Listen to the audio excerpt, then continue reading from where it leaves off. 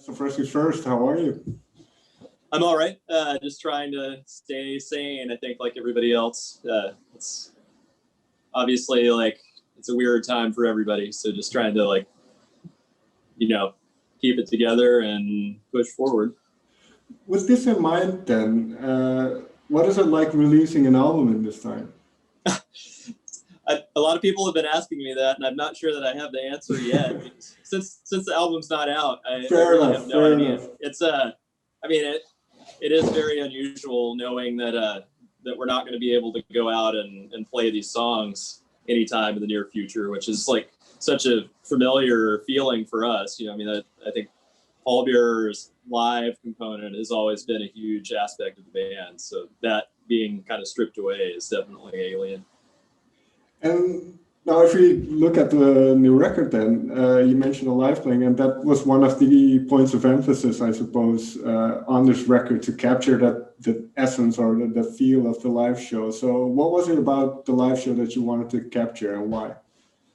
I think that there's just something in the synchronicity of us playing together on stage that's really difficult to capture when you're layering track upon track upon track in the studio, and it just it gets divorced pretty quickly from that rawness that you have when to me, that's something that I have always really cherished about the band, is that when we're on stage playing together, we're able to feed off of each other's energy and are all working towards this huge cathartic and meditative state almost. So we wanted to make a record that was closer to that without it just being live in the studio necessarily. So it's put together out of several pieces that were all played in some capacity live without just Right. cutting and pasting on the computer or something like that, which is so easy to do in the studio nowadays. Sure.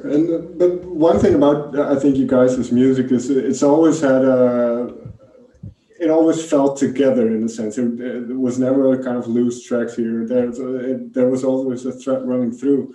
When you think about these concepts and these themes, how do they pop up? And when do you know you're ready for a certain theme? I honestly think it kind of comes about in a really intuitive way.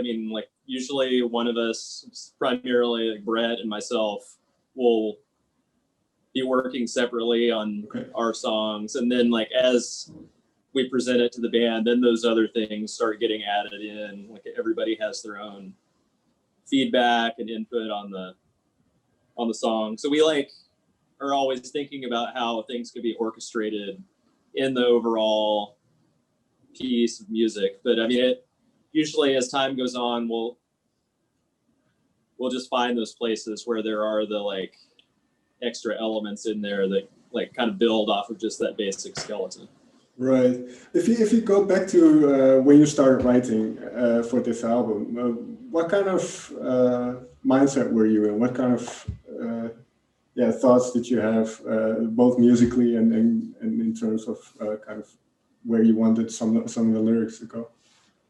I think I know from the beginning, we were even from the very first couple of songs that came out, we knew it was going to be a very melodic and a little bit stripped back, less overwhelming amount of melodic ideas coming at you at all times, and something a little, I don't want to say basic, but kind of pull it back to the most I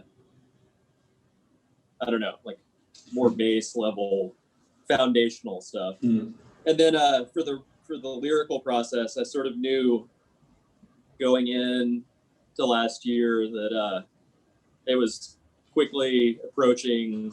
So we started working on writing the new record around January of last year, and mid-year last year was 10 years since my mother passed away. So that was really weighing heavily on me, and I sort of knew that was going to be a big impetus for the direction of the record.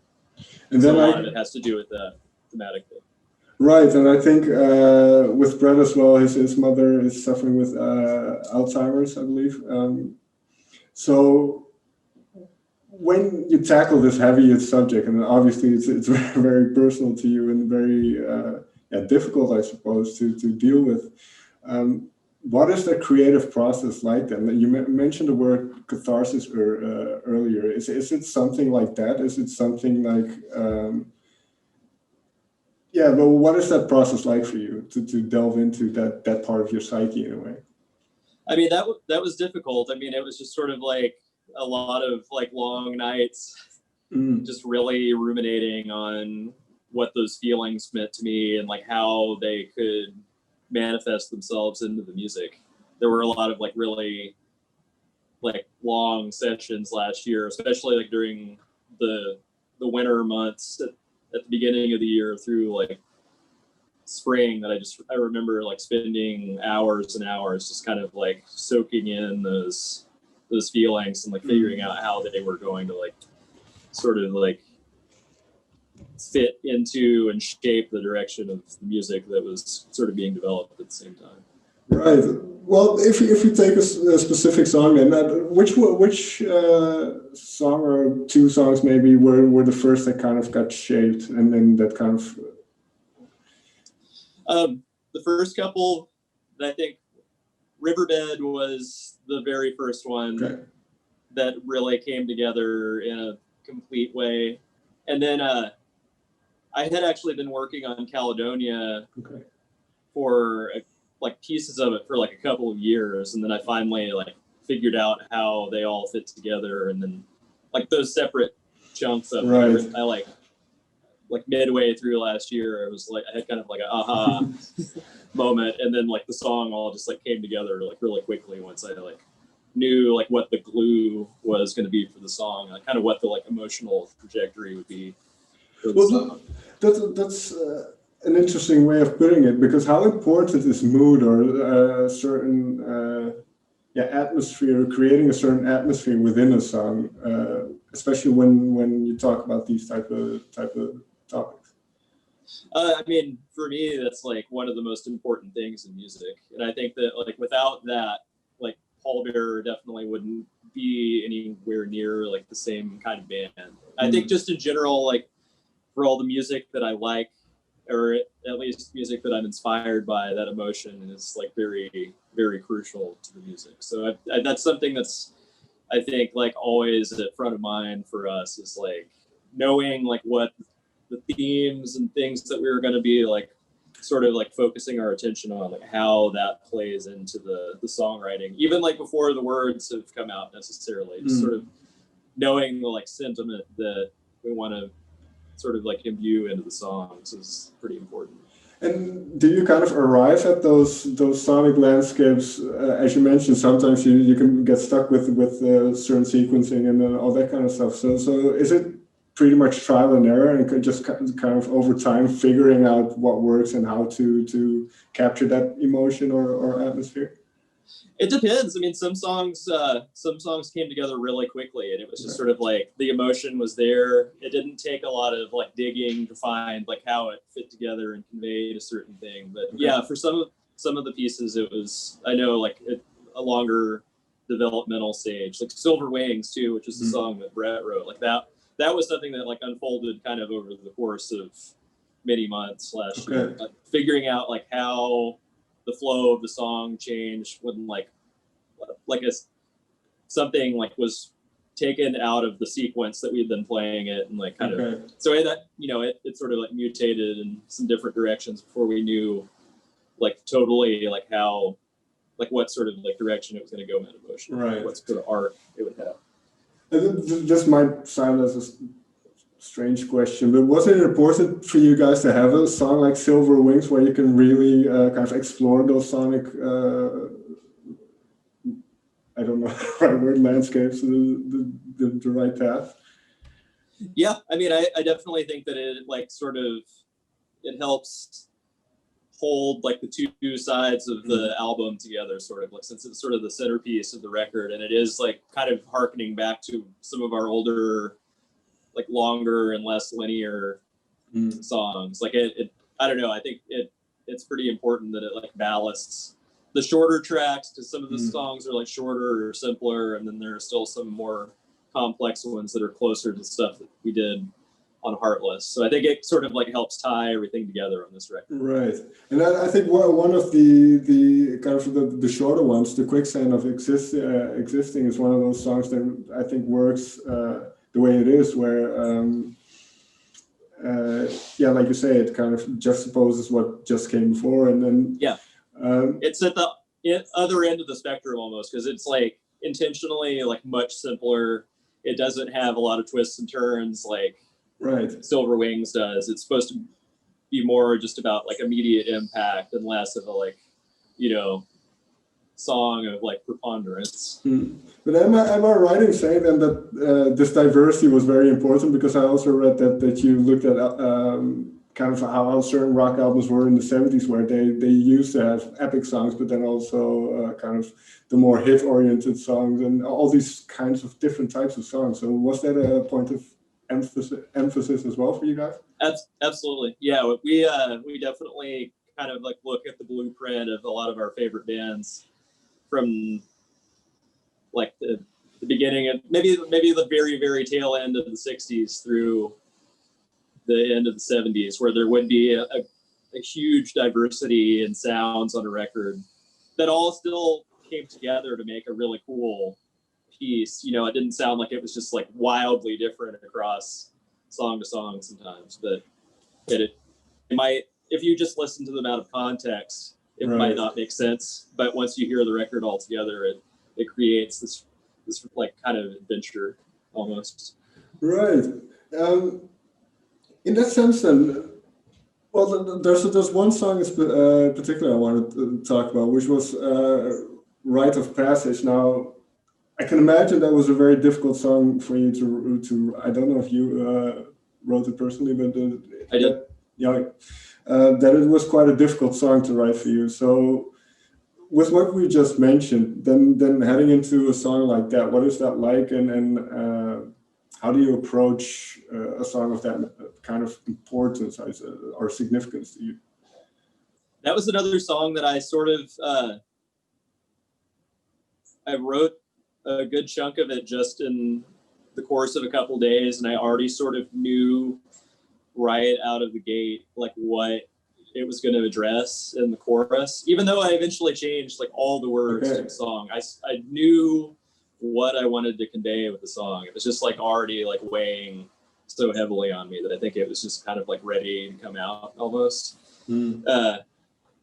Yeah, it was difficult. I mean, I think that's like one of the songs on the record that was like hardest for me to like really take a good look inward, and it's a lot.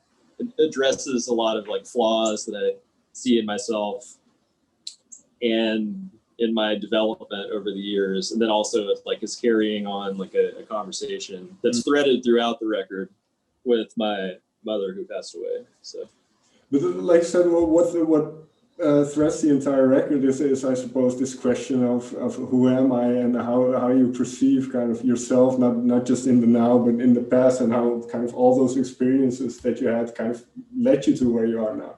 And simultaneously like that's fading away or like getting less distinct as time goes on, so it like kind of like begs the question of like how much are you of yourself anymore as those memories like begin to like die away. And then it might be an impossible question to answer, but have you found some sort of answer or idea about that? Kind of, because especially in your case, there's a line that really struck me. Did part of me die while watching you go? I haven't found the answer yet, but I think that it was important for me to pose those questions in this manner, like to finally like sort of have the like courage to do it. I guess it's been something that like I think I've like personally like shied away from for years, and to finally just be willing to like face that head on. I don't know if I'll ever find the answer, but I think that like asking the question was like the first step in that journey. And then a similar thing with kind of that idea of, the title track, that the idea of losing kind of what you have and kind of things slipping away. and I'm getting older as well, but as you've grown older, do you notice those things where you uh, perhaps don't remember things like you thought you would, or if you know what I mean? Absolutely. And then sometimes it makes one like question whether what you remember of the past and how that shaped you, like how much of that is real, or how much of that has been kind of like molded into like your own conception of like who you are, or preconception of who you are over time. Like I to me, that's like a huge aspect of this record too. It's just kind of like, because like memory is like completely dependent on something that's totally intangible, and you're like, every time you're revisiting it over and over again, it has the possibility to kind of degrade and like change.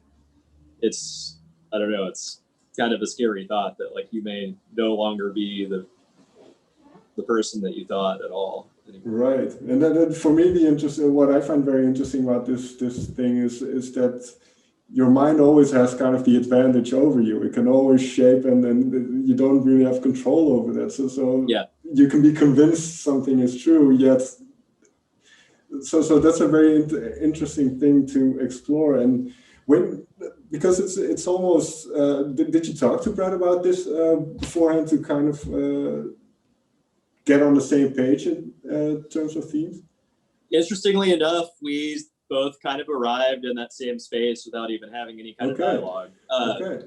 When we had our first get together to like start like rehearsing a little bit, and like, 'cause we live in like separate places in the US, but we, over the course of last year, we probably got together about 6 times to like rehearse and write. And the first time that I went to meet up with everybody, Brett and I got together that first night and started talking about themes that we had in mind, and we were like totally on the same page, which was like surprising, but somehow not surprising either, because it's happened so frequently throughout the course of our years playing together that somehow we'll just like in an unspoken manner like end up kind of focused on the same things. So that was cool that once again it happened that way. What do you attribute this chemistry to, in a way, and then not just between two of you, but with the band? Because it's usually you see a lot of bands with a lot of lineup changes and all that kind of stuff, and especially with Brett, what is the chemistry, you think? Brett and I have been playing music together for a really long time now, even before Pallbearer, and I think that for whatever reason, he and I just work really well together in that creative context. And then the band, I mean, obviously at this point, everyone that's in the band has been in the band for quite a long time. And I mean, Devin's been there since almost the beginning too. He joined just like maybe 6 months after the band formed with Brett and I. Right. But I honestly like view it as kind of like it's almost like a family. Like we, you know, we've spent so much time together, and we all have like kind of like shaped, I don't know, our like shared experiences have shaped all of us, that it's like, I don't know, I have a view of it that I feel like that's part of what has worked so well for us to like be able to maintain this this whole unit, is that we have just like, I don't know, we all like love each other's company even after all these years, and I don't know, the shared history together is like something that is like pretty special, I think. And definitely can't overlook it. Yeah, it's very good to hear. And what I find interesting, you mentioned the shared history, which again kind of involves almost memory and how you remember those days. So if you think back of those early days when the kind of the crux of the band was formed and everything came together, what are your memories of those times?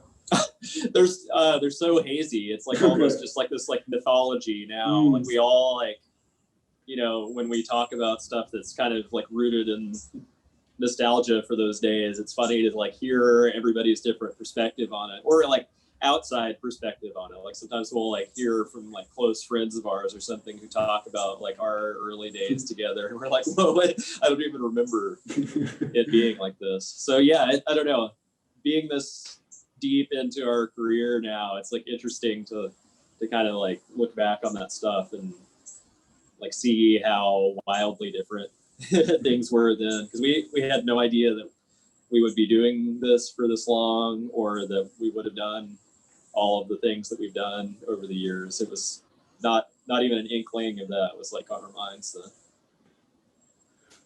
Was being in a band and kind of what you've experienced over the years and being in this band, was it what you expected in the sense of what it involved, what it entailed to be a touring musician?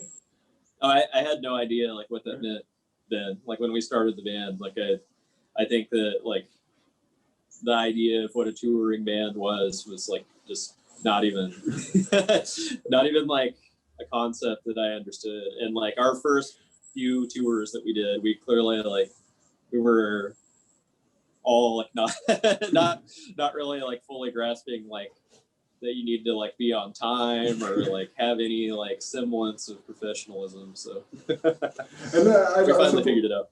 I suppose those are also the things that you have to go through, and as you do them collectively, that brings you closer together as well. Finally then, because Forgotten Days is what the album is named after, when was that decided in the process?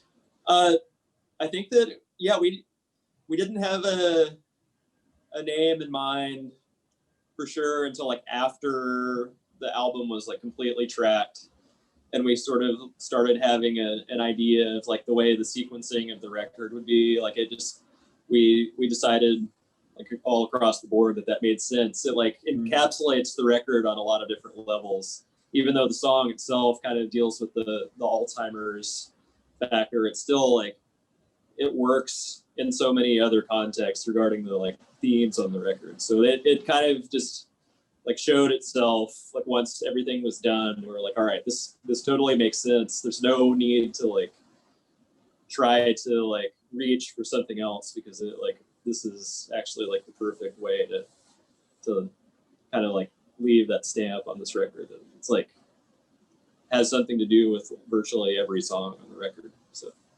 And then to you personally, what are those forgotten days when you think about that kind of term? Or to me, it's a lot of it is about that like crumbling memory. Just like trying to look back. I mean, it specifically on several of the songs, like trying to look back at the time when my mother was like kind of like entering her like final stretch of her life, and like how much I did at that time to try to forget. That's the like the horrible like the horrible truth there is like at the time I would do anything to try to forget what was happening, but now I would do anything to remember. And like that, those memories have like really eroded to a point where it's like very, very difficult for me to have a like distinct picture of the way things were. And I like feel a huge amount of regret regarding that, because I was really young. I didn't know how to process. Sure. My mom was like, to me, like the foremost person in my life that I looked to for like guidance, and like I lost her like right as I was becoming an adult. So kind of I just dealt with it in a way where I like wanted to like force that out of my consciousness as much as possible, and that like I feel like that was like a colossal mistake, that I wasn't like brave enough to be able to deal with it then. So that's what the Forgotten Days are to me. Well, one last question then, because now going through the process of trying to remember and kind of really thinking about how memory works, and then how you try to, do you have a sense that you kind of, I don't know, maybe understand yourself better, or why you made certain decisions? Yeah, I've done a lot of self-analysis about that, and like I've sort of arrived at some conclusions as to like why I was so unwilling to like face reality then. But I think I still have a long way to go before I like reach the reach the final stage of understanding.